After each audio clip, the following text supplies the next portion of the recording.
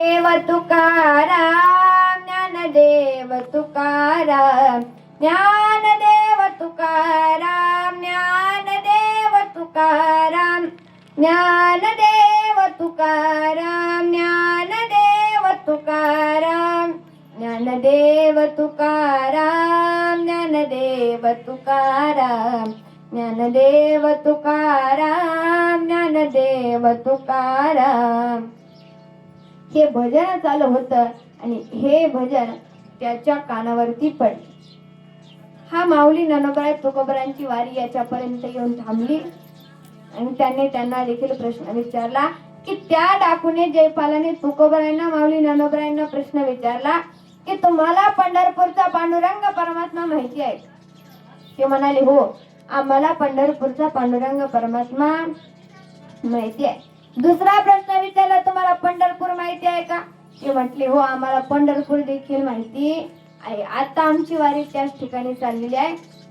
आता असं म्हटल्याच्या नंतर याला प्रश्न पडला की याला पंढरपूरही माहिती आहे, पंढरपूरचा पांडुरंग परमात्मा सुद्धा माहिती आहे. नेमकं हे कोण आहेत म्हणून त्यांना नाव विचारलं तर तुकोबरायांनी सांगितलं की माझं नाव तुकोबर आहे. माऊली ज्ञानोबरायांनी सांगितलं की माझं नाव ज्ञानोबार आहे. नामदेवरायांनी सांगितलं की माझं नाव नामदेवराय. आता असं म्हटल्याच्या नंतर त्याने विचारलं का हो, ज्यांनी निर्जीव भिंत चालवली ते माऊली ज्ञानोबराय तुम्हीच का? हो, ते माऊली ज्ञानोबराय मीच.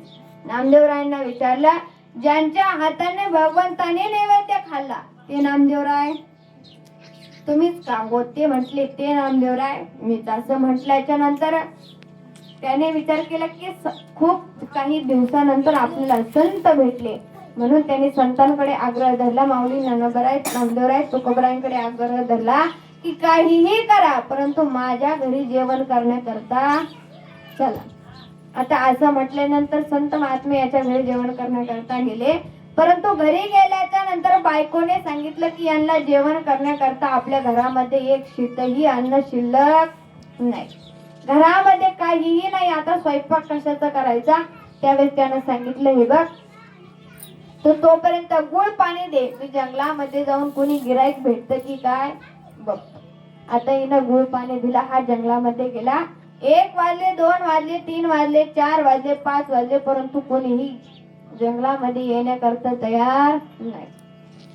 शेवटी याला भगवंताची आठवण आली आणि म्हणाला भगवंता, जर आतापर्यंत मी तुझं पंढरपूर आणि तू ज्याला माहिती असेल अशा जर मी एखाद्या भक्ताला लुटमार केली असेल तर जाऊ दे भगवंता, आपण जर मी खरंच तसं केलं नसेल तर आज मात्र माझ्या मदतीला धावून ये.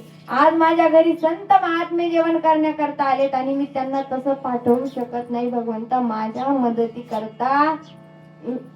आता असं म्हटल्याच्या नंतर भगवंताने श्रीमंत सावकाराचं रूप घेतलं. 5ही बोटामध्ये 5 अंगठ्या घातल्या, गळ्यामध्ये रत्नजडित अलंकार घातले आणि भगवान परमात्मा जंगलाच्या दिशेने निघाले. जंगलाच्या दिशेने आले. आता त्या रथाचा आवाज याच्या कानापर्यंत आला. त्या रथाचा आवाज याच्या कानापर्यंत आला. आता याला वाटलं आता कोणीतरी आलं म्हणून हा त्या ठिकाणी गेला. परंतु भगवंताला त्या ठिकाणी थांबवलं आणि विचारलं, भगवंताला प्रश्न विचारला की तुम्हाला पंढरपूरचा पांडुरंग परमात्मा माहिती आहे?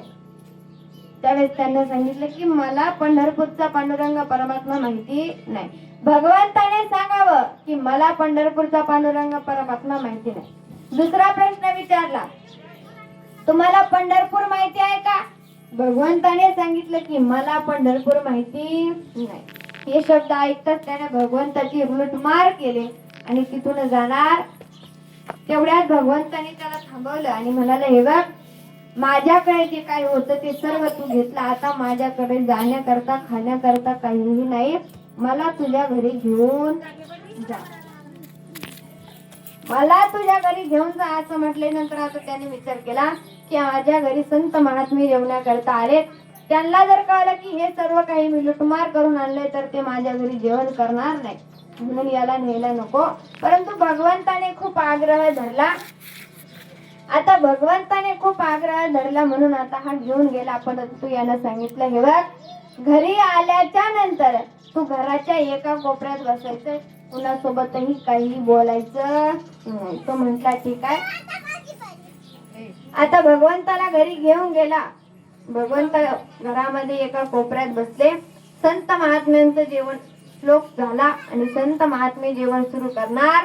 तेवढ्यात माऊली ज्ञानोबरांचं लक्ष कोपऱ्यात बसलेल्या भगवंताकडे गेलं. भगवंताकडे लक्ष गेलं. भगवंत मान खाली घालून बसलेले होते. त्या ठिकाणी माऊली ज्ञानोबरांनी विचारलं, का रे ते कोपऱ्यात बसलेले कोण आहे? त्यावेळेस त्याने सांगावं, अहो तो आमच्या गावचा भिकारी आहे. तुम्ही त्याच्याकडे लक्ष देऊ नका. तुम्ही त्याच्याकडे लक्ष देऊ नका. तुम्ही जेवण करा. आता असं म्हटल्याच्या नंतर परंतु ते संत होते, दयाळू होते. माऊली ज्ञानोबराय उठले. भगवंताचा खाली असणार तोंड वरती केलं आणि बघता तर काय माऊली ज्ञानोबरायांनी ओळखलं की हे दुसरं तिसरं कोणी नसून भगवान परमात्मा आहे. त्यावेळेस माऊली ज्ञानोबरायांनी जयपालाला सांगितलं की अरे साक्षात तुझ्या घरी भगवान परमात्मा आले आणि तू त्यांना गावचा भिकारी म्हणतो. हे शब्द ऐकताच जयपालाच्या डोळ्यामध्ये पाणी आलं आणि भगवंताच्या चरणावरती दंडवत घातलं. साष्टांग हे करी दंडवत. भगवंताच्या चरणावरती दंडवत घातला आणि भगवंताची माफीला मागू लागला. असो, मला सांगायचं काय की संतांची भेट झाली की भगवंताची भेट होते. भगवंताची भेट व्हायला वेळ लागत नाही. म्हणून संतांची भेट झाली की भगवंताची भेट नक्कीच होणार. म्हणून जोपर्यंत आहे तोपर्यंत भगवंताचं नामस्मरण करा, चिंतन करा. कारण भगवंत